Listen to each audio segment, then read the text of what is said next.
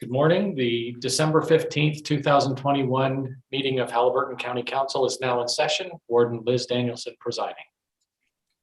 Good morning, everyone. If we could have a roll call, please. Warden Danielson. I'm here. Councillor Moffat. Present. Councillor Roberts. Present. Councillor Kennedy. Present. Councillor Burton. Present. Councillor Ryle. Present. Councillor DeVolen. Here. And Councillor Shell. Present. Thank you. And if I could have a mover and a seconder to adopt the agenda for today. Councillors Moffat and Kennedy. Moved by Councillor Moffat, seconded by Councillor Kennedy. Be it resolved that the December 15th, 2021 Haliburton County Council agenda be approved. All in favor? That's carried. Is there any notice of pecuniary interest or general nature thereof today? Hearing none, could I have a mover and a seconder to adopt the minutes of November the 24th? Councillors DeVolen and Burton. Moved by Councillor DeVolen, seconded by Councillor Burton. Be it resolved that the minutes from the November 24th, 2021 meeting of Haliburton County Council be adopted as circulated. All in favor? That's carried. No business arising from the previous meeting, no delegations. So we have a resolution of the recommendations from our meeting on December the 8th. Could I have a mover and a seconder? Councillors Moffat and Shell. Moved by Councillor Moffat, seconded by Councillor Shell. Be it resolved that the recommendations from the December 8th, 2021 meeting of Haliburton County Committee of the Whole be adopted by Haliburton County Council. All in favor? That's carried. Nothing for joint accessibility. So we'll move into planning and environment and bring in our planner.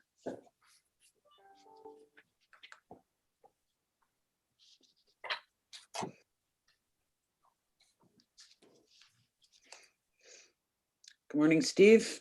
Good morning, everyone. You'd like to give us your planning department update? Yes, thank you very much, Madam Warden, rest of the council. So you have the report before you that just acknowledges a few of the activities that we've been working on over the last month. As part of the update, you'll know that we now are, Robert and I will be working in the early part of the new year to get a meeting together with Dysart staff to work on solutions for the Wallings Road projects.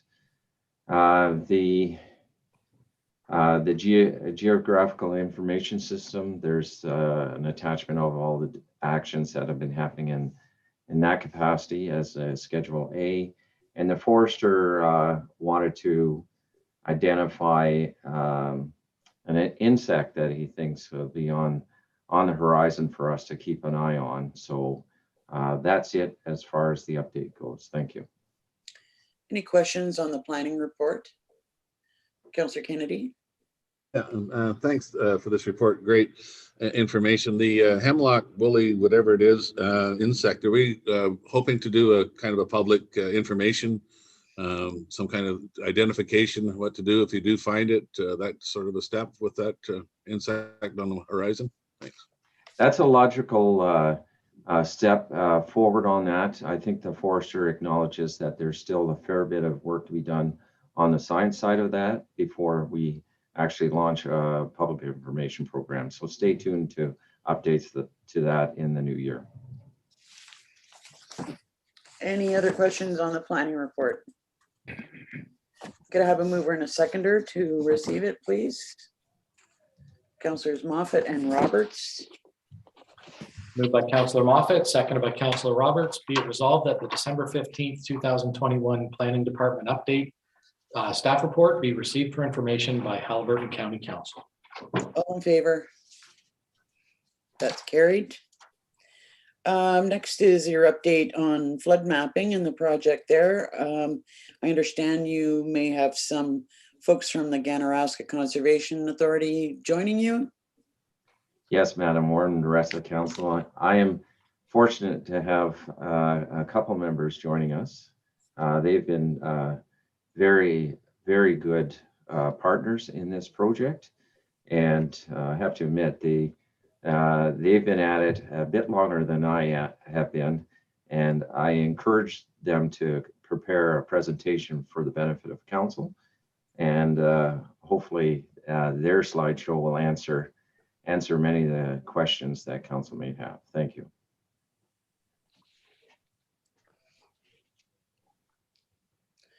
You're on mute.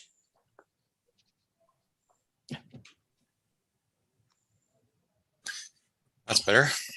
Good morning, gentlemen. Good morning. Good morning, Warden Danielson and members of council.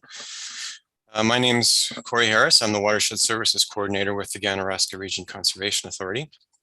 And I'm joined by my colleague, Ian Jeffrey, who's a GIS and remote sensing specialist that are on our team. And we're here to give you an update of the work we've been doing over the past, I'd say, 1.5 to 2 years on the floodplain mapping project. And so we can kick that off if Mike's ready.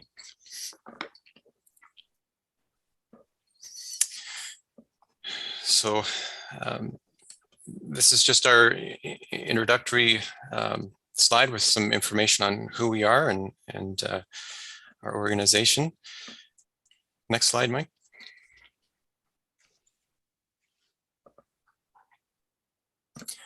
So we want to touch on a few things this morning. We want to give council a brief history of the project, talk about the objectives that we're trying to achieve through this work, touch on the Lidar data acquisition that was done in recent years and how that information is being used. We're also going to touch on the bathymetric data acquisition that was kicked off this year, and then give council a snapshot of the progress of work that's been achieved to date and the future work and next steps that we'll be working on. Next slide. So brief history. I think most of the folks are well aware of the flooding that's occurred in the community in recent years. There's been flooding in 2013, 2015, 2017, and 2019, and there's certainly many more historical floods that have impacted Haliburton. As a result of this recent flooding, there was a partnership formed with the county and Ganaraska Region Conservation Authority, as well as Kawartha Region Conservation Authority. My predecessor, Mark Peacock, had some conversations with Steve's predecessor, Charles C. White, about how do we move forward in trying to get a better handle on mapping the hazards for Haliburton and understanding risk to the communities.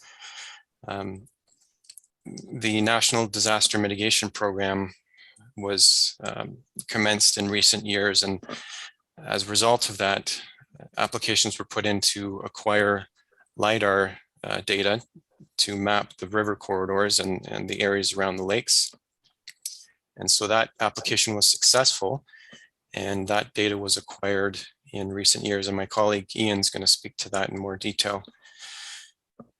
The initiation of the technical work related to developing the supporting information, as well as starting the hydrologic and hydraulic models, was kicked off in the spring of 2020, and that work's ongoing. So we're in year 2 of 4 to get this work done and get mapping produced for the county.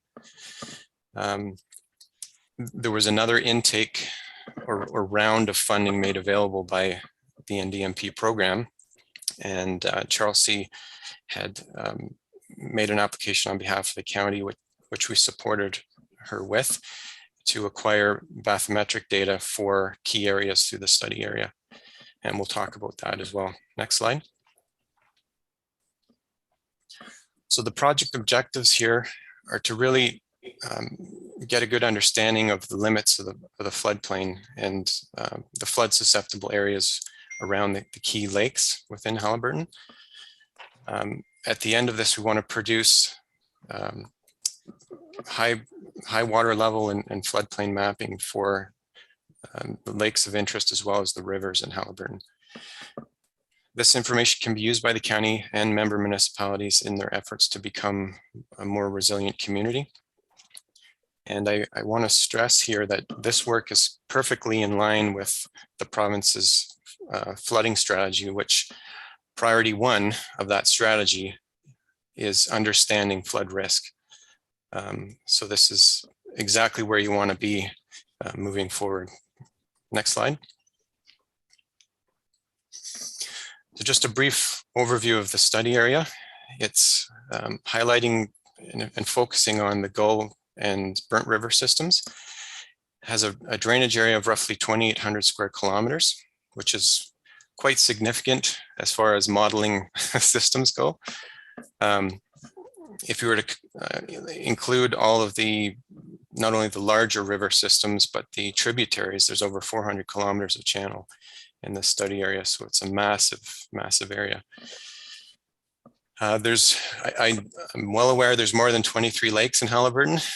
There's hundreds and hundreds, but we're focusing on 23 that have an impact on the hydrology and the flows that would be experienced in both the Burnt and the Gull.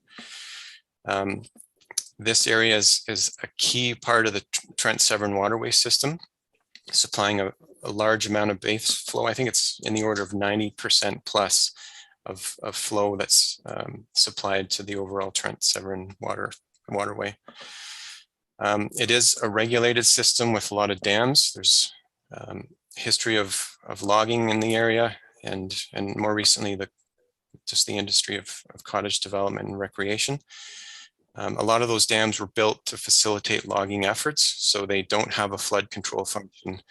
And I think that's important to note as we go into this study. It's an area within the Canadian Shield. There's a lot of wetlands, there's shallow soils. So the ability for water to infiltrate into the ground is different than a lot of areas of Southern Ontario where you've got significant amounts of overburden above the bedrock to absorb that water. Next slide. So I'm going to pass it over to my colleague, Ian, to speak about the Lidar. Good morning, Warden and fellow council members. So the first step I guess the first step was to gather all the information that was available historically and currently with regards to what we're looking for. But once we did the background stuff, we could do a data gap analysis and start to gather the data that is required for the hydrology and hydraulic components of the project. One of the, well, perhaps the main fundamental data layer upon which the models are based, as well as the final flood lines, which then go on the maps, are derived through Lidar. So that's laser detection and ranging. It is a remote sensing technology that a sensor can be mounted on a tripod or a vehicle, but in this case it was an aircraft. So we had Lidar acquired within a 300 meter buffer of water courses and areas of interest, as well as the villages of Minden and Haliburton proper. We were able to get it at the highest level of accuracy because we were able to whittle down exactly where we needed it and then maximize investment in those areas based on the NDMP funding that was received. So we have high quality Lidar everywhere we expect there to be a flood line. So that flood line is extremely well understood and defensible. So we obtained it through an NDMP National Disaster Mitigation Program Intake 4. The funding application was successful. I worked closely with Charles C. through the RFP process, which is always a journey, but we were very successful in the end in getting the vendor that, you know, outside of it that we felt was the best and performed best within the procurement. So, you know, after the process, which is always, you know, an effort, we were lucky and fortunate enough to have it flown in fall 2019. Fall is the best time to fly Lidar for the purposes of the work that we're doing, given that it's the best chance for lowest flow. So you'll be able to get, there shouldn't be inundation, you should be able to get the actual characteristics of the topography quite well. So we flew it again for the buffers that you see on the image around water courses of interest and water bodies of interest. And the data was delivered right after the start of COVID. It's the first thing I had percolated to my house when I moved home, but are working from home. So we received the data in early 2020. Next slide, please. And it's delivered. This is just give you a little bit of a technical, quick technical behind the scenes. It's delivered as a point cloud, which is just a big blob of points, billions and billions and billions, trillions of points that cover those areas of interest. And it's delivered as a point cloud, which is kind of what it's exactly what it sounds like. Only each point is defined as either ground, non-ground, or bridge, in accordance with the federal NDMP guidelines. So we were able to apply the federal NDMP guidelines, which were developed specifically for the NDMP program, to inform this work, and it worked quite well. And the data is performing very well. So again, yeah, the high quality level in accordance with federal guidelines, the buffered areas, and then it produced 1 terabyte of actual deliverable data products we'll be using. And given our IT infrastructure at Ganaraska, we triplicate and offsite backup everything. Just a good level of redundancies and to ensure like operations continuity and no data loss. So we actually triplicate it, and so it's about 3 terabytes of data that is managed out of the Lidar acquisition. Next slide, please. This is an example of the point cloud. It's colored by classification, so you can see. Actually, we split up not just above ground, but we split it between building and vegetation. So what you see here is the red points are classified as building, and the green points are classified as vegetation, above ground vegetation, and then the purple is ground, which is what we're mainly interested in, like in terms of running models. And then there's a bridge classification as well in the middle. So that's the Bobcaygeon Bridge, and then other features within Minden. Next slide, please. So this is one ortho tile, ortho image tile for the project area. And if you could follow the orange lines, that's the buffer of acquisition within Minden in terms of the watercourse data. So just to give you an idea, the data was acquired within the buffer, and you can see the county, or the Haliburton County Administrative Building is in the bottom right, with the line running through it. So that's just to orient that. And then over the series of slides, I'll show you, hopefully paint a very quick picture and good picture of how the data is acquired and then kind of the process we go through just on the data side. So next slide, please. So this is what the Lidar terrain data looks like when it comes back. This is non-ground as well as ground. So you can see building features, vegetative features, as well as just the roughness of the area. The next process is to delineate specifically the non-ground features, which is what we use for the hydraulic and hydrologic modeling. We also use the building features, which is why we had to have them delineated, to really understand how each structure within these areas interacts with the flood line, because models and everything have evolved to the point that it is that level of accuracy you need to get a very good defensible product. Next slide, please. And this is an example of all points filtered out, and this is the bare earth model of this given area. Next slide, please. And with a bare earth model, another derivative that you can get is contour data. So that's next slide, please. So it produces highly, very, very accurate and precise contour data at half-meter intervals, which is useful in our purposes, but will be useful in many other purposes, benefits beyond this project for the county in terms of providing really high quality data to consultants, with the good assumption that high quality deliverables will come back. So this data is very fundamental to operations and how we operate. And I think the county will get a lot of use out of this data beyond this project. Next slide, please. So yeah, after Lidar, we had phase 2 was to acquire bathymetric data. So it's essentially the same kind of data, but just for water bodies and water courses of interest within the flood, within our area. We really, again, whittled it down to exactly where we needed it, so we can maximize resources within those areas of just what we need. So the county made an application to obtain funding through NDMP, fall of 2020. Again, the application was successful, 2 for 2. And so bathymetric data was acquired in the fall 2021. It's still somewhat ongoing. I think they're done in the field, but we're working with the consultant, getting some sample data, and they're working on it in the lab just to finalize deliverables. And so far, it looks really good. So it's acquired for key areas within the Gull and Burnt watersheds, and this data will be specifically used for hydraulic models. So those are the models that really zero in and produce the final flood line. So very good data coverage to get very good results. Next slide, please. The image on the right is from a consultant. It's I'm not even sure what project area, but you can see how kind of the stuff meshes. So what we'll have is what looks like a DTM or a DEM for the the bottom of the river, which will sew with the terrestrial LiDAR that we have. And then that's how we create these models of high accuracy to determine exactly where the river will leave its banks, how that behavior will play out over time, and ultimately give you guys good data to put into your planning processes and other things. So sonar technology was the way that we went. We had seen good examples of this stuff put to practice in other areas, and we had hoped to explore LiDAR for this, but it turned out that sonar was could be a lot more surgical in getting in those places that are somewhat hard to access, as well as just being cheaper overall. So that was why we went that route, and it still gives us the exact data that we need. So again, that was a heads up decision on that.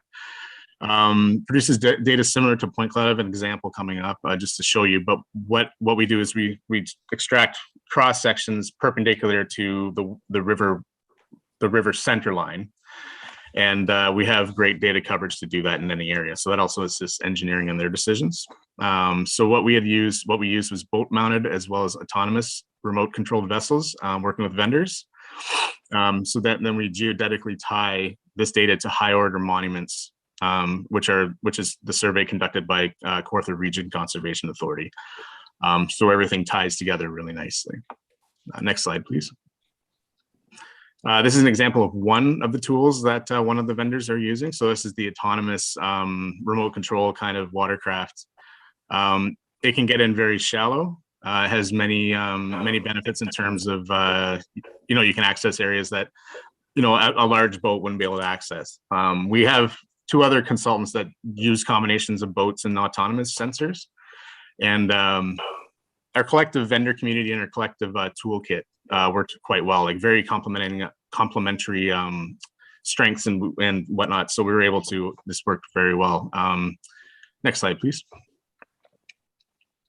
This is just a quick 3D rendering I made with the sample data that we've received back from one of the consultants, but hopefully it gives a view, as you can see, kind of the sort of the river channel characteristic, and see how this technology works. So this is the actual, each one of these, they look like lines, but each one is this very dense points, and each one is a reading that the instrument records, and then they can post produce it in the other formats that we can work with. But essentially we have really good data where we need it, and that was the name of the game. So it went quite well. It was a race before the snow and everything, so it went off quite well. So yeah, we're happy with that.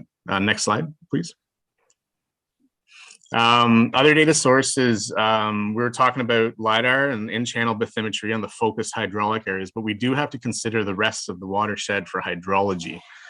And that's essentially how water falls for each point in a data set. Where does that water flow? And then collectively, those little points can build in the model until it gives us very good representation of actual water courses and the size and how they interact and stuff like that. So we were able to obtain a photogrammetrically derived DEM.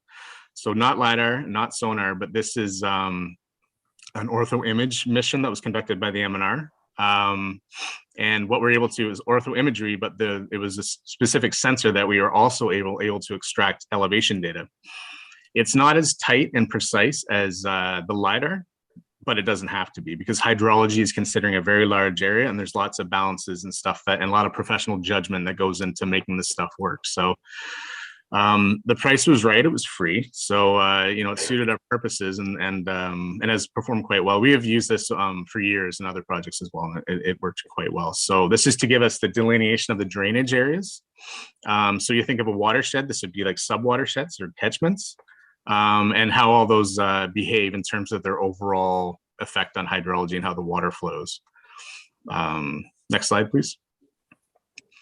And so we get to ortho imagery, and that's 11 Newcastle, the Albertan County Administrative Building. So the county was able to obtain this through the South Central Ontario Ortho Imagery Project, or 2018, better known as SCOOP 2018. It's a cost sharing kind of funding model between private public sector entities as well as the province, who administers and makes this stuff happen.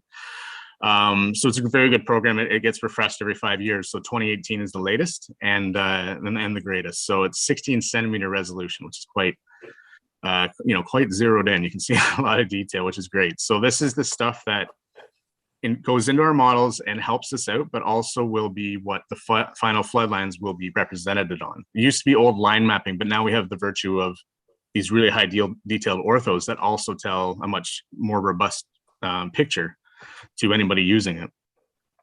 So that's an existing Halberton County data holding we were able to utilize.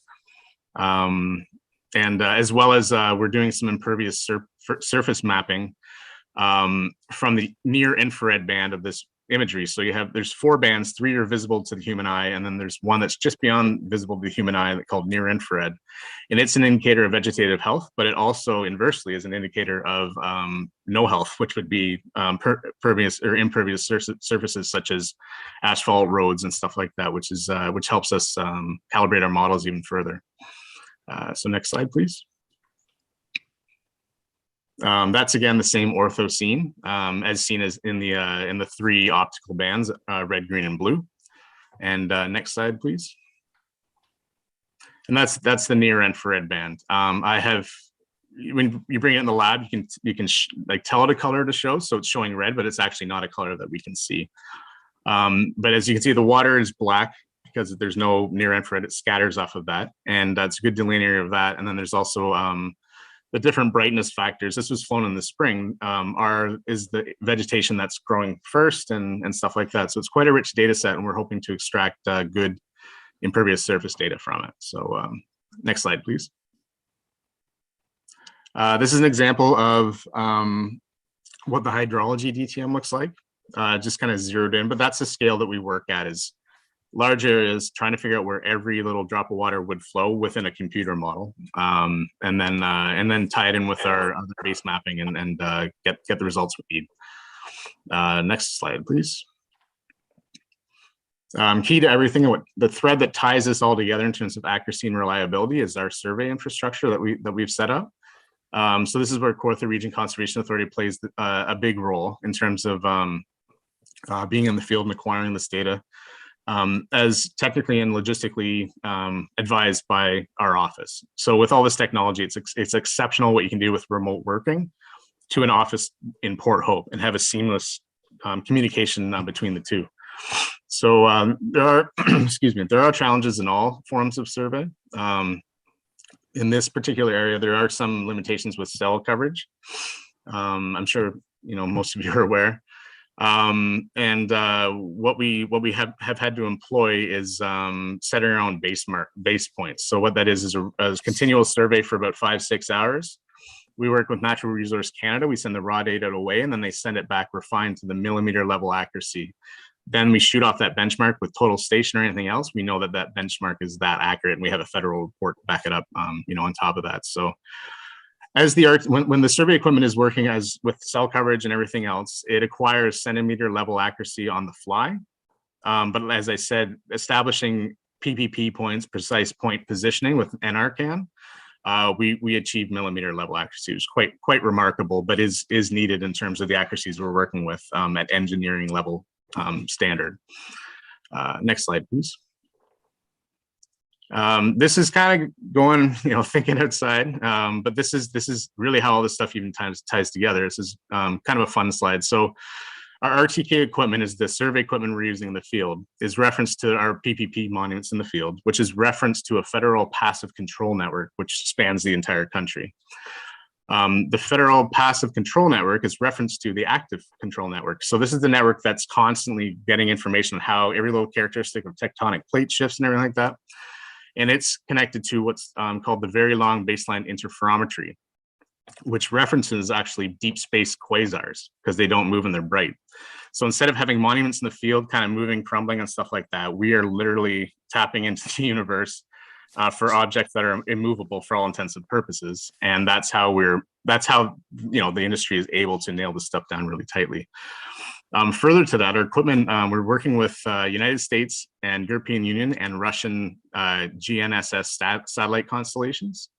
GNSS is Global Navigational Satellite System, of which the United States, their constellation is the GPS constellation. EU's is Galileo, and Russia's is GLONASS. So being able to use all these things doubles and triples the amount of satellites we can use, and does that just as much for the accuracy and reliability of the data. So Canada is very fortunate. We don't need one because we're between the US and Russia, essentially. And it was a perilous location during the Cold War. Now it benefits us with all that space infrastructure. So it's we're actually quite spoiled, and it's working quite well. Next slide, please. And Corey, you're gonna hand this off. Okay. Thanks, Ian. So I just wanted to build a bit on what Ian was saying.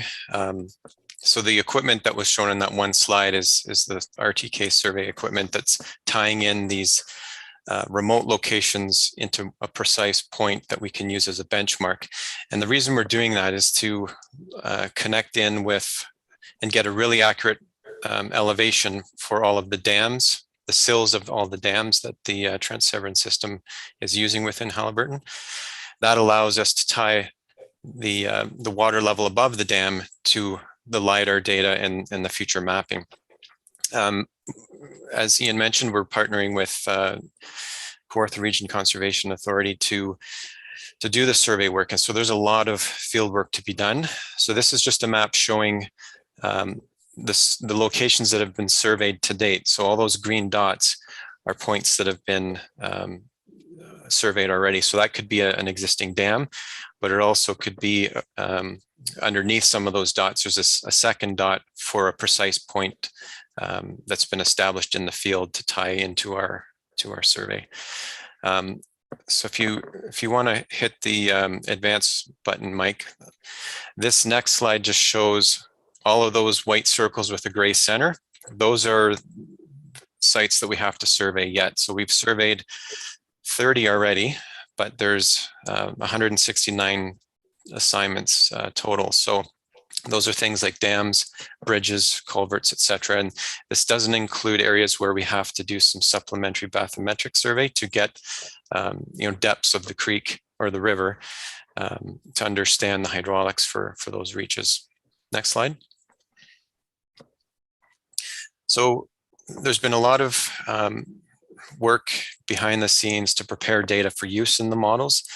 This is just a slide showing stitching together all the soil layers for the study area. So this is data from the Ontario Geological Survey. Next slide.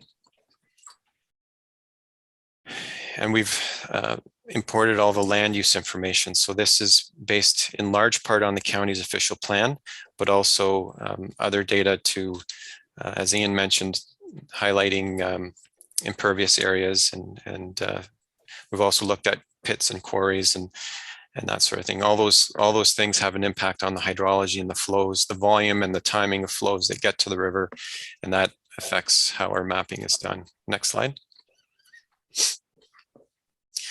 So Ian had mentioned we've developed a digital elevation model, or a DEM, for the study area, and that's helping us to basically delineate the subwatershed or subcatchment areas within each of the two systems. So this is a screenshot of the Gull River, and it's actually the schematic for our preliminary hydrologic model for the Gull. So you can see all those subcatchments, they're numbered, and we're in the process of parameterizing or looking at specific attributes for each of those subcatchments, which we'll then use in our model. Next slide. I want to just spend a minute to talk about the previous floodplain mapping done within the study area. We've reached out to the MNR and other organizations, but the mapping that was used previously is the 1986 Paragon Engineering mapping for Minden. So this is just an example of what that mapping product looks like. This was done through the federal flood damage reduction program that the feds had funded in the 80s, the late 70s and the 80s. Next slide. And so I wanted, just as a point of interest here, to show that same area within Minden to compare some preliminary results that we've produced for this reach. So the orange area is the digitized 1986 mapping. And what I've done here is I put the 2017 flood flows into our preliminary hydraulic model, and that's the blue area with the dotted edges. So I think the flood flows from the 1986 mapping was the Timmins storm, which likely will be the same for us. But that was in the order of 102 cubic meters per second. In looking at the results or the records for the Gull River in the 2017 flood, it was about 10 cubic meters per second lower. So it's just I guess, comforting to know we're in the same ballpark, and the mapping and the modeling that we're developing so far is showing some good results. And I should stress that this doesn't include the bridges or the bathymetric data. So once we do get that information, we'll be adding that into the model and refining the accuracy of this. But as a first cut, this is very encouraging. I should also stress, I know we've been talking a lot about Minden, but we've been building models throughout the study area. We have to build in the order of 35 to 40 hydraulic models, because you can't run a hydraulic model through a lake feature because the velocity is essentially zero. But we have extended the previous Burnt River model from Cameron Lake all the way up into the study area, up the Irondale River, up the Drag River, and the Burnt as it goes up through Galert and other communities. So that's underway as well, and I don't want the folks in the Burnt River watershed to feel neglected. Next slide. So just to summarize some progress of work to date, we've done a lot of data requests with our partner agencies. That includes MNR, Trent-Severn Waterway, Ministry of Transportation. We've asked for all the survey and drawings for the MTO structures within the study area. There's ongoing review of background materials, because there's a lot of flow data and lake level data we're still sorting through. We have had consultation with partner agencies, as I mentioned. We've offered technical and admin support to county staff for the NDMP applications in both the Lidar and bathymetric data acquisition projects. We are undergoing a statistical analysis of the historic data to look at flood frequency, and that just gives us a check and balance to know the results that we'll be producing out of our future hydrologic model. Are they in line with the statistics for the study area? There's additional data, GIS data to prepare, additional layers that we're working on. One of the things Ian's looking at is refining that impervious area layer. And one of the benefits of remote sensing is we can look at including exposed bedrock as an impervious surface. Usually we're focusing on urban areas because that's where you've got the asphalt, the concrete, the rooftops, but having the remote sensing tool to look at exposed bedrock is going to be a huge help. We've also developed a web application to display and share GIS data layers with the county and our technical team. There's a lot more survey work that Kawartha region has to do, and that's going to be ongoing into 2022. And as I mentioned previously, we're going to be characterizing the watersheds and looking at parameters, like refining parameters for each subcatchment. And we have initiated development of the hydrologic and hydraulic models for the study area. So there's a lot going on. But if you go to the next slide, Mike, the future work is looking at further development of those models, having the hydraulic models peer reviewed in the new year. We also are in discussions about initiating a technical committee for input and collaboration on modeling the hydrology of the study area. There's ongoing survey efforts for dams and bathymetric data.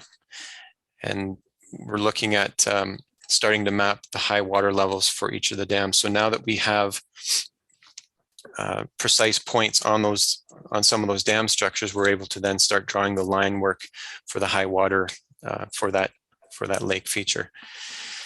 And then once the modeling is well underway and close to completion, we will be developing preliminary floodplain mapping, and we want to share that mapping through public consultation and public information centers in the future. So we'll be working with Steve to roll that out for the community. And next slide, I think that's it. So we'd be happy to answer any questions. Well, thank you. There's lots of valuable and detailed information there that I'm sure will work to our benefit in the future. Questions, Councillor DeVolen? Well, I want to thank you two gentlemen, Corey and Ian. This April will represent for me and for many of you a 9-year journey with the flood of 2013. Certainly there's been subsequent ones. You know, I think there's probably another 2 to 5 years and whether we need another round of federal things, but along the way, certainly the Trent Severn Waterway, in terms of 4 rounds of infrastructure, I can't remember which one of you mentioned that the dams were designed for another purpose, to hold water and log and whatever. And I think of those infrastructures, I think of Kinesis Lake that was in sand, not in rock, and worried about its failure in floods, and the fact that a lot of these new dams can hold more water and pass it through, so they're a lot more flexible tool. And Charles, and obviously members of council here, the fact that we did make our pitch for national disaster monies multiple times and have been successful, that can continue. And certainly the expertise that your group brings to this puzzle cannot be understated.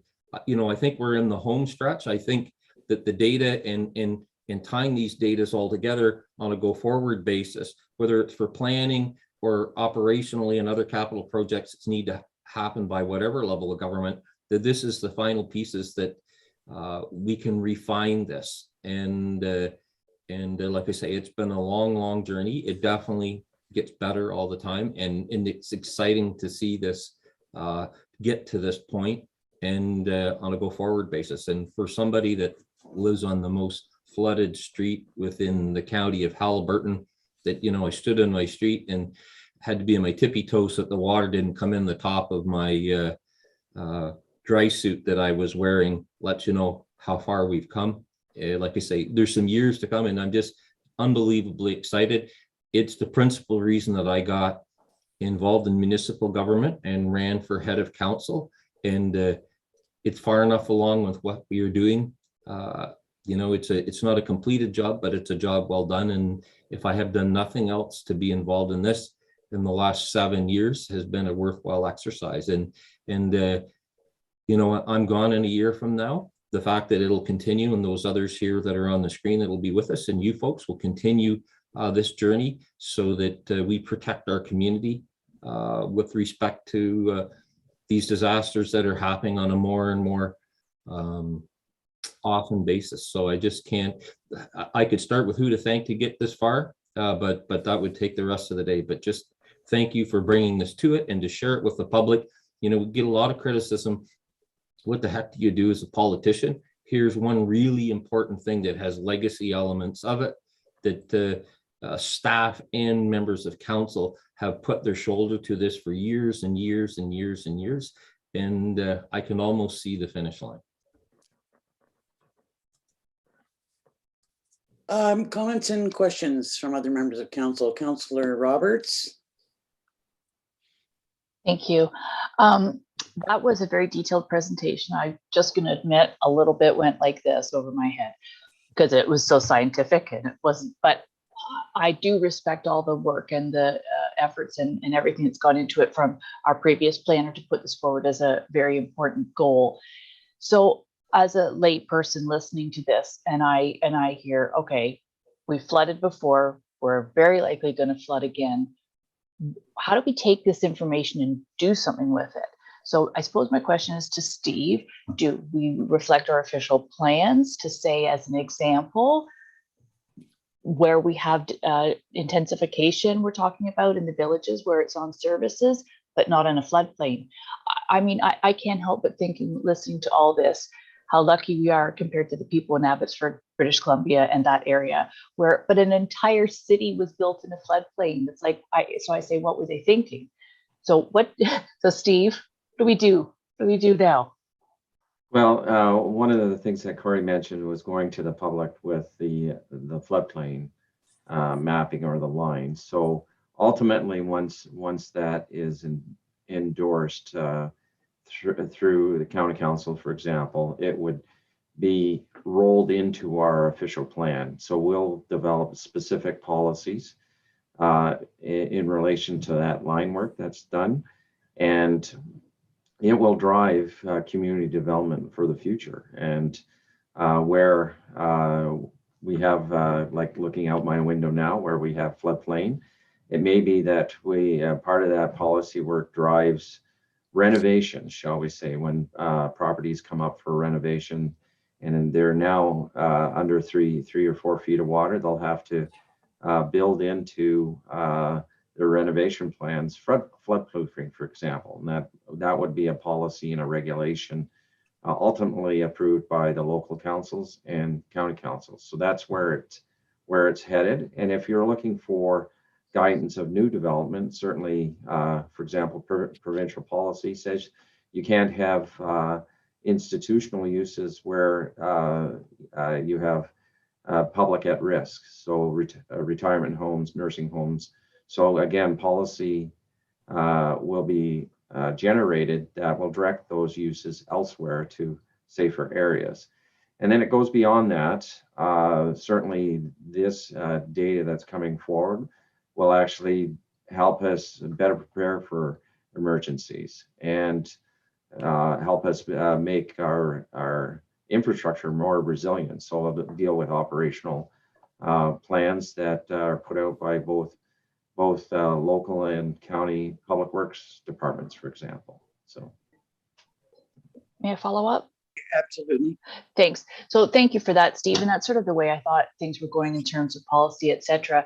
And then if I could just follow up with Ian and Corey in terms of, are there examples where then we can't stop the rain coming from the sky? We know now these where if we get excessive quantities of precipitation, snow melt, that perfect storm that we've had in several times in the last 9 years. Are there things like reservoirs and diversion methods, or as Councillor DeBolin referenced, they've built better dams, like the one at Red Pine and Canisius Lake. What things can we be doing to mitigate so that those areas don't flood? Through you, Madam Chair, Madam Warden, I would just say some options have been looked at historically. I know certainly on the Burnt about diversions and increasing dam sizes and whatnot. I think one of the truths that we have to face with some of these systems is there's not a silver bullet. We may have to live with the floodplain as it is. There's certainly issues and improvements you can make on how the system is operated. And I know Trent Severn is already working on that in terms of balancing all the needs and issues with their system to protect the public as best they can. But at the end of the day, if you get a storm similar to what they had out west, and to be honest, the Timmins storm, which is the regulatory event for this part of Ontario, is quite similar to that event. It's 6 inches of rain over 24 to 36 hours on a soaked, saturated ground surface. So that mapping through some of these through Minden and parts downstream, that is a similar storm to what they had out west. And I think one of the best things we can do for the community is, and maybe this is worth highlighting for for future discussion, is that we're not creating the hazard here. The floodplain is there now. All we're doing is we're identifying that hazard for the benefit of the public and the community so we can better prepare for when the flooding does occur. That's not to say there aren't tweaks and improvements you can make on the system, but I think some of the best value of this is mapping where those areas are going to flood, and then getting into flood forecasting and warning so we're better prepared when those events do happen. Councillor de Vollen. Yeah, after in 2016, I spent a significant amount of time in New Orleans looking at the aftermath and what they did in that area to protect for the future. And certainly part of the initiatives that were taken there, apart from some dikes and some physical barriers and those sort of things, the bathymetric data that's going to come in, that's certainly dredging, deepening and widening channels. Is there a likelihood that the bathymetric stuff, thinking particularly from the Minden Dam through to Gull Lake, that will be supplied to the Trent Sovereign to build a case that there could be some significant relief? I know that have talked and met, and a number of my colleagues here with some engineers and hydrologists, that the argument is how much of the equation that is, but generally acknowledge that it could be part of the solution. Is that part of the intent of some of those? That I know the floodplain will be what it will be, but Minden seems to be the eye of the needle on the Gull side. If there are some constructive elements or operations that we could take to mitigate that. Through you, Madam Warden, I would say there may be, and I think it's certainly the intent.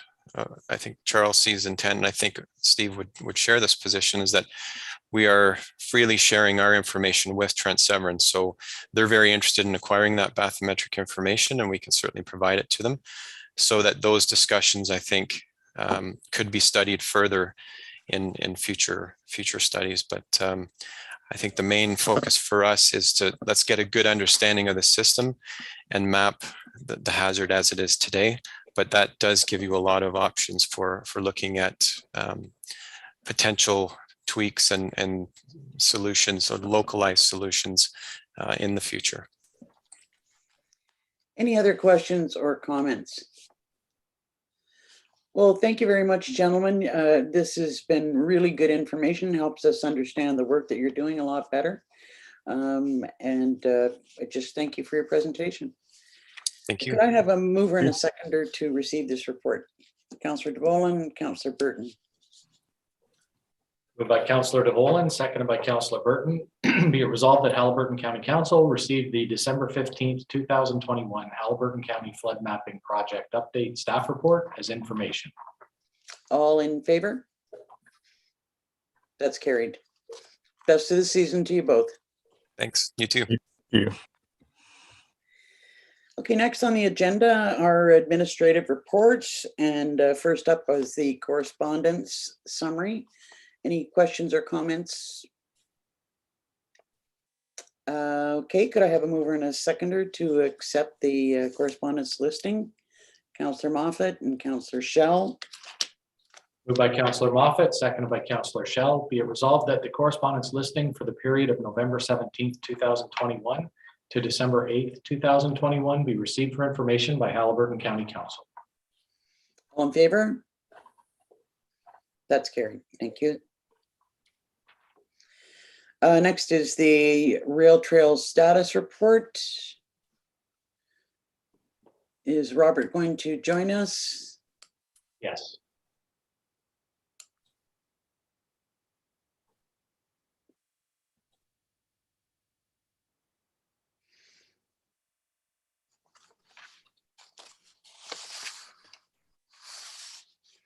Morning, Robert. Good morning, Warden. Good morning, Council.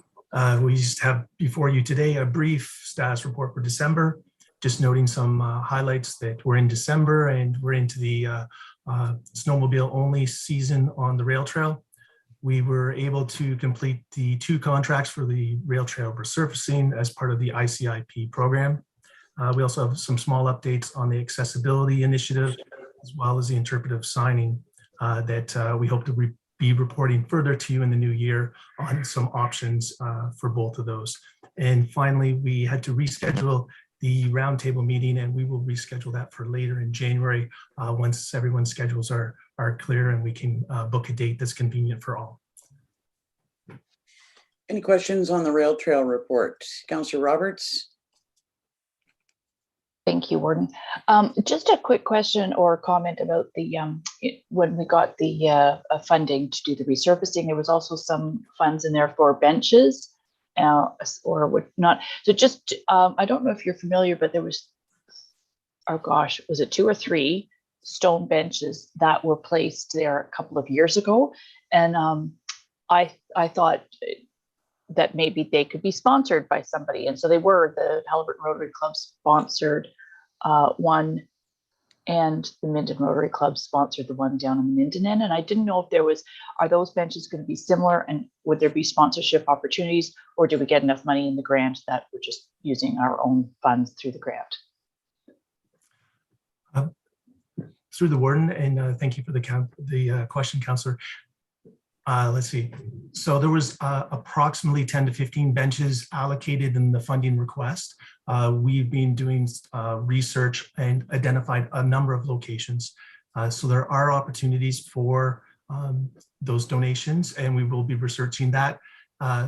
We are concentrating initially on accessibility locations with the benches. We provided a report to the accessibility committee. We wanted to concentrate on those areas first to see how far our funding would go, as well as other funding opportunities, and go for a whole corridor plan. So if we end up having 20 locations, and we'll then know how much budget we would require to get benches throughout the whole trail. So it's kind of a iterative approach as we're working forward. We received some excellent comments from the Joint Accessibility Committee, and we're looking at, we were initially looking at those sort of stone benches. There's been some comments about possibly looking at handrails or backrests that may or may not be of assistance for people with disabilities. So we're doing some further research on what that might cost and what the options are. Any other questions or comments on the rail trail report? Could I have a mover and a seconder to receive it, please? Councillor Roberts, Councillor DeVolin. Moved by Councillor Roberts, seconded by Councillor DeVolin. Be it resolved that Haliburton County Council receives for information the December 15th, 2021 rail trail status report. All in favor? That's carried. Thank you. Thank you, Robert. Thank you. Next up is the pre-budget approval for 2 ambulances. This is the year to double up on ambulance acquisition.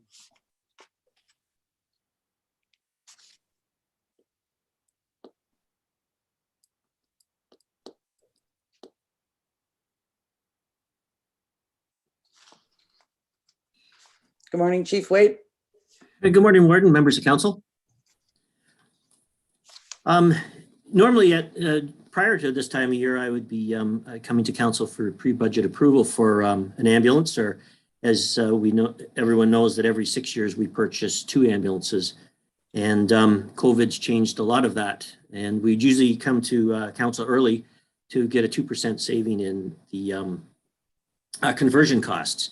However, we received notification from Crestline that we could expect a 7 to 15% increase in costs this year, and up to a 12 to 18 month wait for the new ambulances.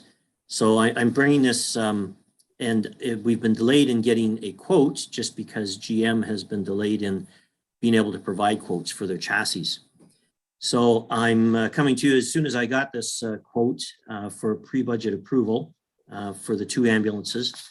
And with the quote and AVL costs and the electro inspection, 2 ambulances is $333,900 plus applicable taxes. And just some clarification, I had in the report, the down payment required was $48,725. That's for 1 unit. So for 2 of the ambulances, it'll be $97,450, which is a change from previous years. We never had to pay prior to receiving the ambulance, but now they're requiring a 30% down payment for the units. And with the 12 to 18 month wait, both of our present ambulances are approaching 300,000 kilometers. So they're getting close. If we have to wait 12 months, they're going to be well over that 300,000. So the sooner I get the order in, the better. Thank you. Any questions on this acquisition? Councillor Kennedy? You're on mute. Thanks, Chief Waite.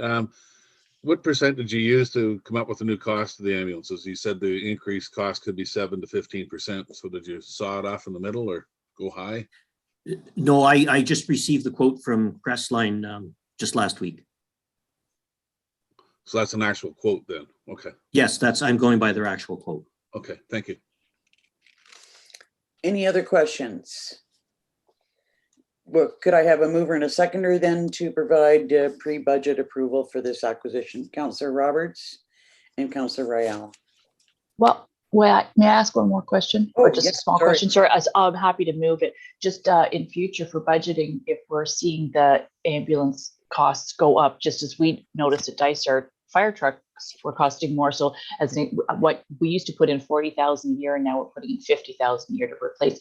Are we, just a note, are we putting in enough replacement value in our 2022 budget year over year to ensure that as these cycle and as the cost of things go up, that we're budgeting for that? If I may, Madam Warden, I did my best estimate for this year when I put the the numbers in for 2 new ambulances. So I budgeted 350,000. So we're coming in a little under, which is good, but we're pretty close in the estimate. And we're putting sufficient funds in reserves for future acquisitions. I think that to cover any proposed increased costs. Yeah, Mike. Yeah, if I might, we'll monitor that very carefully. We do a sustainability calculation for this, so we will work that in as we move forward. But the reserve is in good shape now, and as Chief Waite has said, we budgeted appropriately this year. So, but we will monitor that. Thank you. So you have a mover and a seconder in Councillors Roberts and Royale.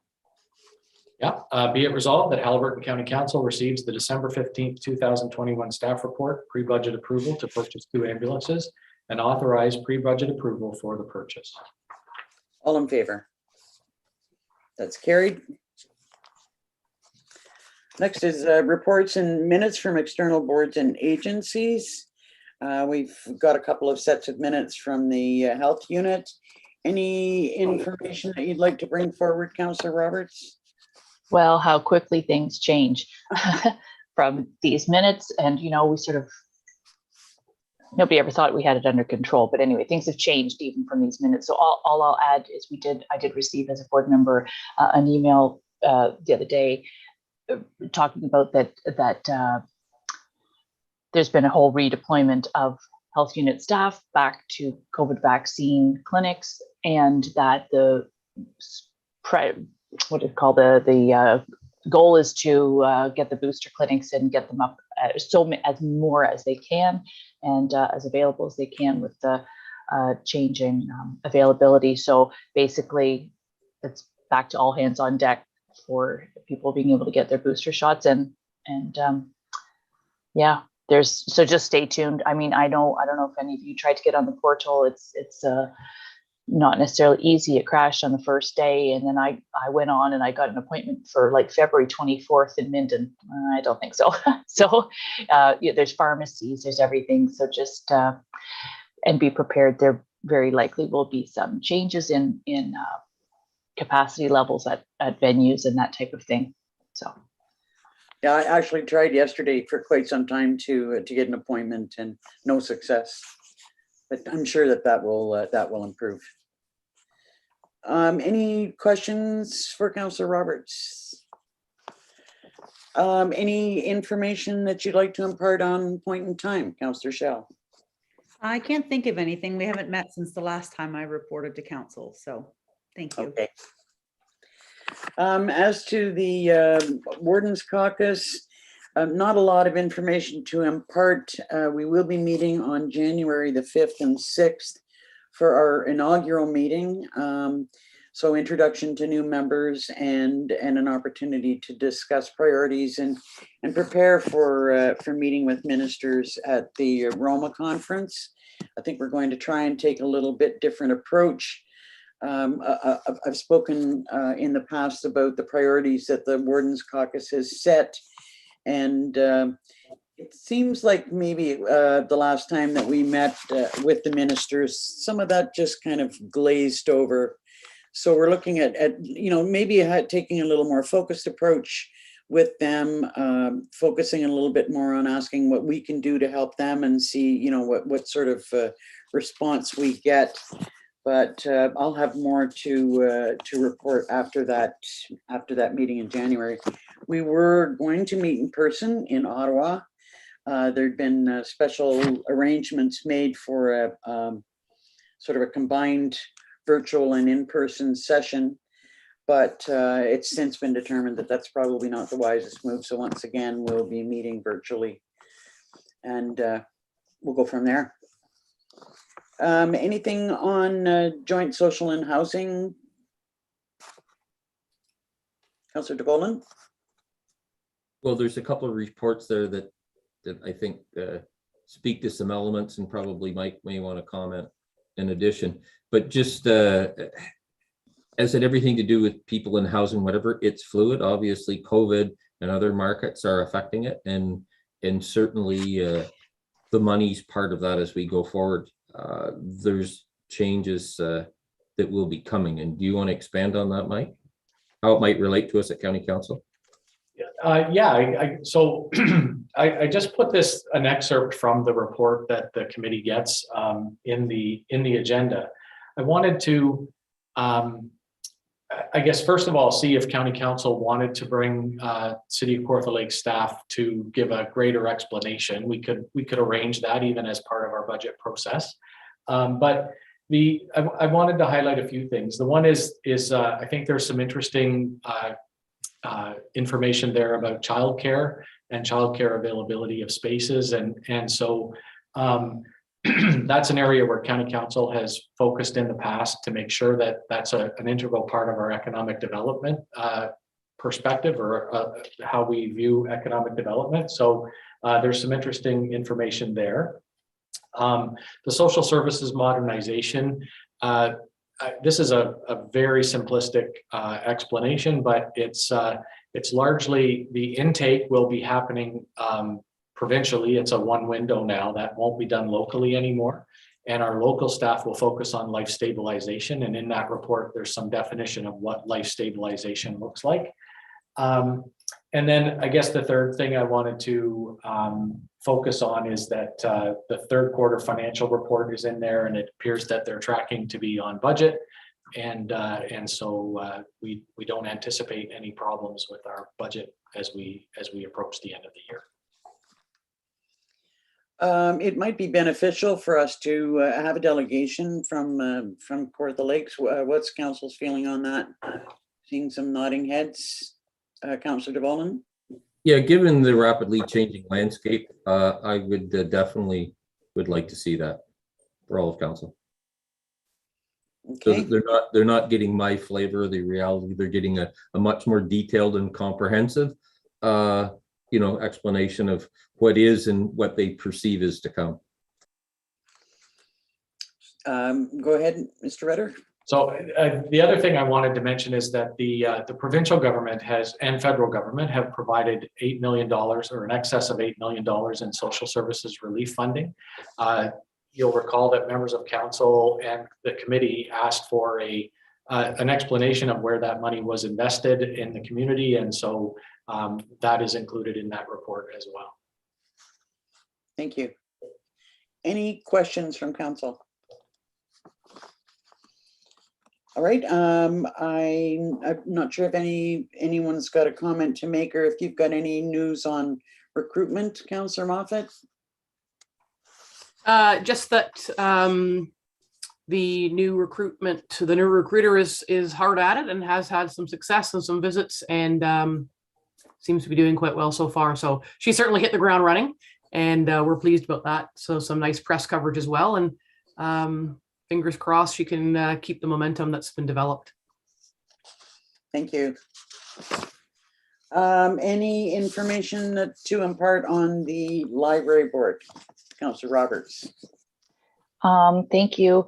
Not anything necessarily from those minutes, but there's sort of a good news story. Maybe actually Councillor Moffat wants to speak to it a little bit about how this came to be. That so to provide service in the Algonquin Highlands area with Stanhope being closed, and also problems at the Dorset Rec Center having some facility issues, our new CEO through Councillor Moffat found a solution. So actually I'm going to turn it over to you on that one. I think it's a great story. Yeah, thanks. So yeah, to Councillor Roberts' point, we've obviously had some challenges, and there's been no library services for some time in Algonquin Highlands. So I just put an email out to some business owners asking if they would help. So I did like an email introduction among them, and just like that, the Village of Dorset came through as it always does. And Robinson's store is going to be is the new home. I think they've been installed. I think Chris sent a picture. Lockers, so the book delivery can continue, and people can just go to a space that Robinson's has provided temporarily. Well, temporarily for how long we don't know, and they can just unlock their locker and get their book. So a pretty simple solution, all in all, but just shows the beauty of small town and people willing to lend a hand and reach out and just resolve an issue just like that. So it's great. It's really good news.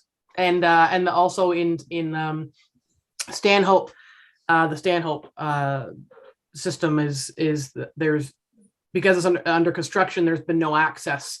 So Algonquin Highlands staff have arranged for staff to go into the Stanhope location to get books out that have been reserved and keep them moving in the system. So we've had a couple of challenges in Algonquin Highlands, but we're doing our best, and so the system just keeps moving along. And if I just can add, I think there's a really fresh energy now with the new CEO at the library, and it's nice to see, and it just feels really good. And he's got a lot of ideas and a lot of changes coming, and they're all really positive and progressive. So yeah, good work all around.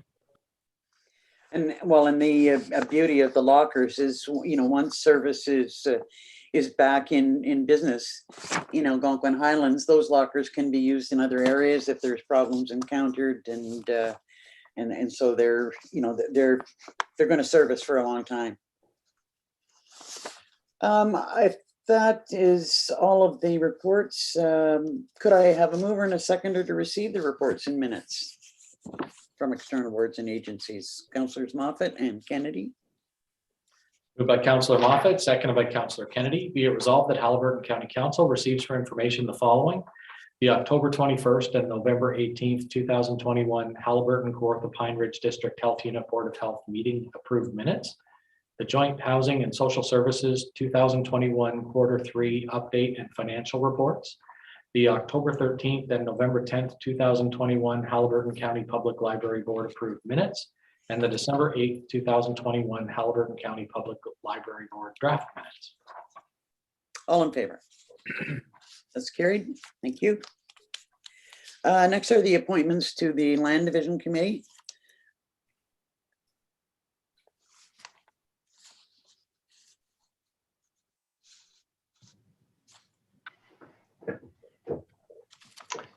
Thank you, Madam Warden, to the rest of council. So every year, the County Council appoints or approves the appointments of its municipal representatives to the committee.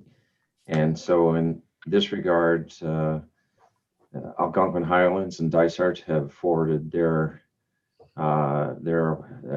folks that they want to be appointed, and a bylaw will be approved by County Council for that purpose. Thank you.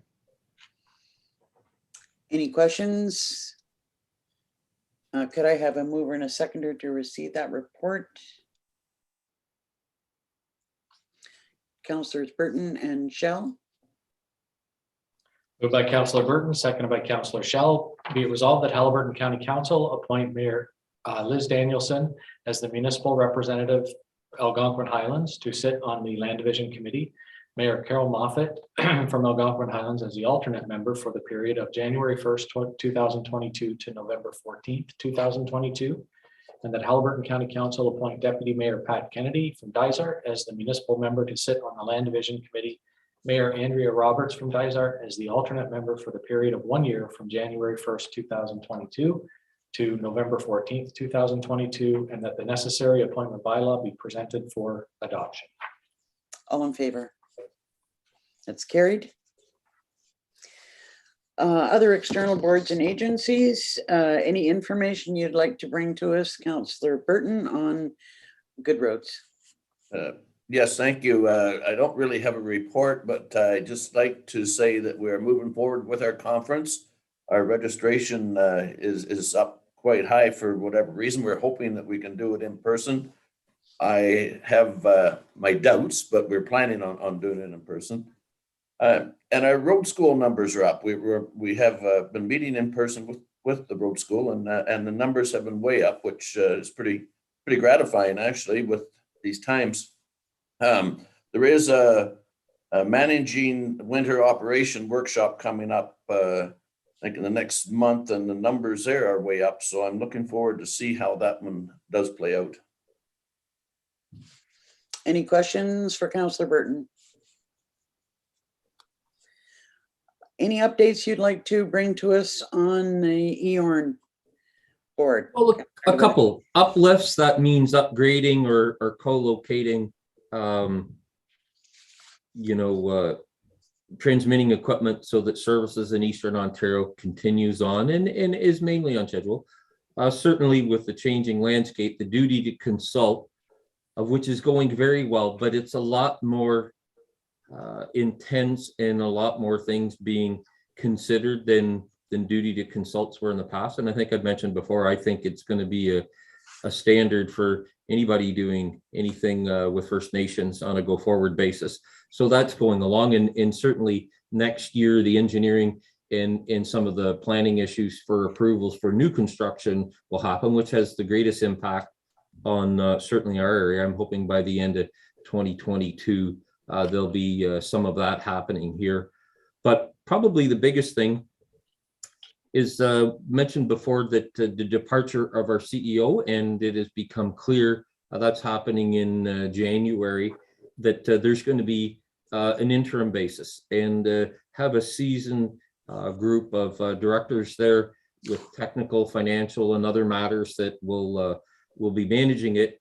But the chair, J. Murray Jones as chair, myself as vice chair, and our CAO, Mike Rudder, will be managing EORN till we have a new person in place. So certainly Mike and I and the chair will be involved for some months, I would expect, as we go forward, looking over the affairs of EORN. And do you wish to add any additional comment to that, Mike? Not really, no. I think it's my involvement, I can only speak for myself, will be pretty high level. It's just really if there's any issue that comes up that needs the board's attention, I would be the conduit for that. And the directors will be updating the chair and vice chair prior to every board meeting to make sure that they're comfortable with what is moving forward to the board. So it won't be a great deal of responsibility, as Councillor DeVolen has said. Very, very, very strong group of directors there. So I expect it to be seamless. Any questions about EORN? Anything to bring up on poverty reduction, Councillor DeVolen? Yeah, we actually had a meeting at the end of the month, and certainly as become the habit, we'll see that report coming to us in County Council. I expect early in the new year. We do have a new coordinator there who's hitting the ground flying, whatever. And so that will be the author of that report, which will be extensive. And I think in the new year that I will ask that that she come and speak to us as County Council, just to familiarize, refamiliarize us what the poverty reduction roundtable is, what with COVID and other things going on in housing and inflation and all of these other things that are going on, to bring us up to date where things are at in our community, and a notion of where as a body the type of initiatives that we may take on in the next year. We look forward to that. Thank you. Next is the meeting calendar. It is not a fulsome calendar as yet. We're still waiting for some. I'm not sure that all 4 municipalities have adopted their meeting schedule for the upcoming year. So that schedule will, once it's updated fully, will be sent out to us individually, so that we'll have it as soon as that information comes in. But meanwhile, could we have a mover and a seconder to accept the schedule as presented for now? Councillor, question from Councillor Roberts. Thanks. Not that I want to change the procedural bylaw, because we do that every couple months, but I'm just curious as to the purpose of the special meeting on Wednesday, November 9th, which is only 2 weeks after the council meeting, which is 2 days after an election. So I'm just wondering what the purpose of the November 9th meeting would be. Yes. Go ahead. Yeah, I guess we just thought it was one last opportunity for council to finish up business before there was a fairly, large gap. It would have been a committee meeting, or a regularly scheduled committee meeting anyway. And so we thought to change it to a council meeting so decisions could actually be made as opposed to recommendations for later on. Go ahead, Councillor Roberts. But in the election cycle and lame duck, what sort of decisions couldn't be made? I mean, I suppose it's better to keep it in and take it out if need be, but I'm just curious as to this schedule. It's been a while since I looked at the lame duck provisions, but there are certainly there's a definition of lame duck. So it's quite possible that council after the election won't be lame duck, either before or after. That is quite possible. But I think most of the decisions, if, as an example, a capital purchase that is included in the budget, you don't need, even a lame duck council can make that decision. So as long as it's included in the budget. So one example might be the report you have just seen and approved from Chief Waite. He may need to purchase an ambulance and it's time sensitive, and so he may ask for direction to do that. We would, we're certainly not going to put controversial issues on the agenda. It really is just an opportunity for council to meet one last time and tidy things up if necessary. Any other questions about the meeting schedule? I think that's been the first time there's actually been a question about the meeting schedule. It's a good one. So could I have a mover and a seconder to accept the schedule as presented? Councillor Roberts, and a seconder, Councillor Kennedy. Thank you. Moved by Councillor Roberts, seconded by Councillor Kennedy. Be it resolved that the 2022 County Council and Committee of the Whole meeting schedule be received by Haliburton County Council, that these dates be approved as the meeting dates for 2022. Further, that staff be directed to amend the county's procedural bylaw to recognize a change in the date for the county's inaugural session as a result of the 2022 municipal elections. And finally, that staff bring a report to a future meeting of County Council recommending a meeting date for the 2023 inaugural session of County Council. All in favor? That's carried. And now we have the some updates to the workplace violence, harassment, and sexual harassment policies. And we will bring our deputy clerk and Health and Safety Coordinator to speak to that.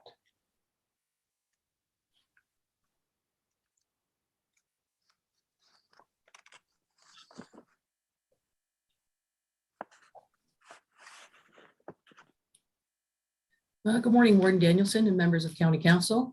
Good Before morning. this morning is the staff report, providing the members with some updates to our workplace violence and harassment and sexual harassment policy. Basically, the updates before County Council this morning that staff are proposing are some additions to the definition section of the policy as per legislative changes. As well, we're looking to accommodate the remote working arrangements that council have approved for staff. We've also included a definition for digital harassment and cyberbullying in the policy, and included in a section at the end of the policy as to what a investigation may contain. Council will note, as outlined in the staff report, that the policy has been reviewed by the county's management team, as well as the county's Joint Health and Safety Committee. And happy to answer any questions if council may have some. Are there any questions on the amendments to this policy? Hearing none, could I have a mover and a seconder to receive this report? Councillor DeVolen and Councillor Shell. Moved by Councillor DeVolen, seconded by Councillor Shell. Be it resolved that Haliburton County Council receives for information the December 15th, 2021 staff report on the proposed changes to the county's workplace violence, harassment, and sexual harassment policy, HR-23, and that Haliburton County Council directs staff to update the policy to include the changes as proposed in the December 15th, 2021 staff report. All in favor? That's carried. Thanks for your work on this, Michelle. Thank you. So one final item before we go into closed session, and that is the deputy warden nomination process. If you want to speak to that, Mr. Rudder. Thank you. As council will recall, our procedural bylaw allows for at this meeting, any member interested in sitting as or putting their name forward as deputy warden is given an opportunity up to 10 minutes to speak to that request, and then depending on the number of nominees, it would either be an appointment of an acclamation or an election take place in January. Does anyone wish to speak to that or put their name forward?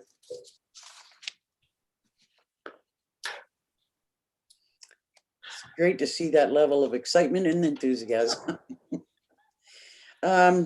So what's the, what do we do now if no one is putting their name forward?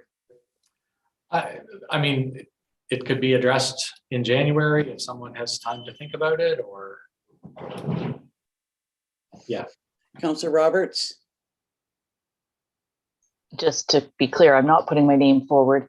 I think that if, for the sake of, as you said, it's a lot to learn. In the event that you're not able to do your duties, I think it would be wise to have someone who has served in that role before and understands what's involved, particularly as we finish this term of council. So I would look to the people on the screen who, and they don't have to decide today, as Mike Rudder just said, it could be into January, but I think it should be somebody who's understands what being warden is all about.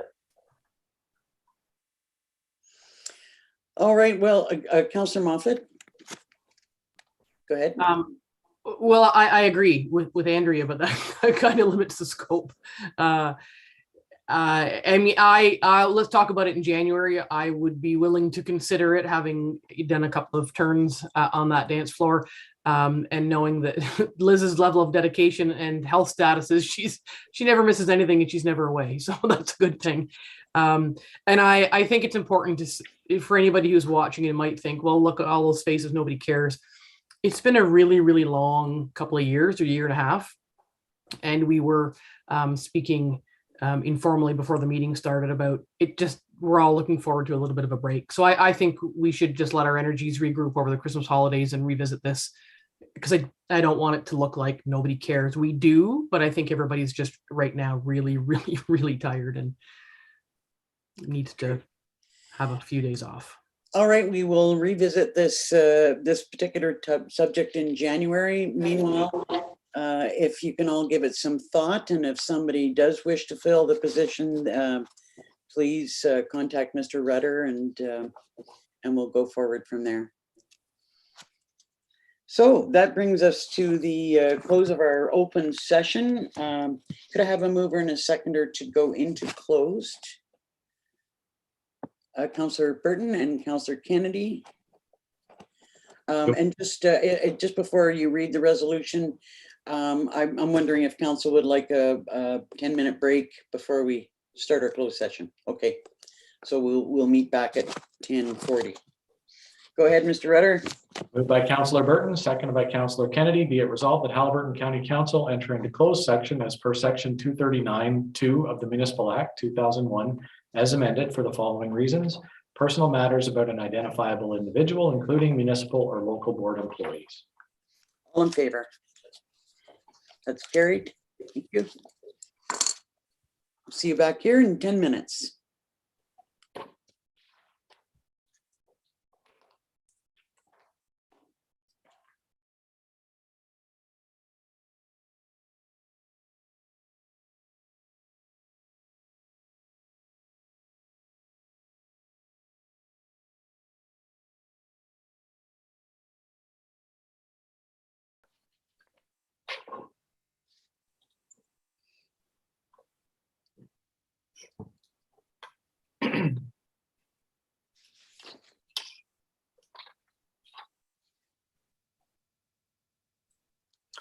And we're back live, Warden Danielson. Welcome back. So we'll now look at approving the bylaws. Before we get into that, there was just one comment I wanted to make on the appointment of members of council as liaison to different committee responsibilities. And everything has been left the same as it was, with members with the same responsibility, with two changes. One is the Economic Development and Tourism Committee responsibility, and that's going to be, you know, some new and exciting things happening there. So that the two members of council appointed to that are Councillors Kennedy and Moffat. And in the area of community safety and well-being, the two members appointed to that are Councillors Moffat and DeVolen. So we'll carry on from there. I just wanted to point that out as additions to that particular bylaw. So the first bylaw is the bylaw to authorize the bylaw enforcement officer. Could I have a mover and a seconder for that? Councillors Roberts and DeVolen. Moved by Councillor Roberts, seconded by Councillor DeVolen. Be it resolved that bylaw 4079, being a bylaw to appoint a bylaw enforcement officer for the corporation of the county of Haliburton, be considered to be read a first, second, third time, finally passed, and the seal of the corporation be affixed. All in favor? That's carried. The next is the bylaw to appoint a land division committee. Could I have a mover and a seconder? Councillors Moffat and Shell. Moved by Councillor Moffat, seconded by Councillor Shell. Be it resolved that bylaw 4080, being a bylaw to appoint a land division committee for the corporation of the county of Haliburton, be considered to be read a first, second, third time, finally passed, and the seal of the corporation be affixed. All in favor? That's carried. The next is the bylaw to adopt the emergency management program and response plan.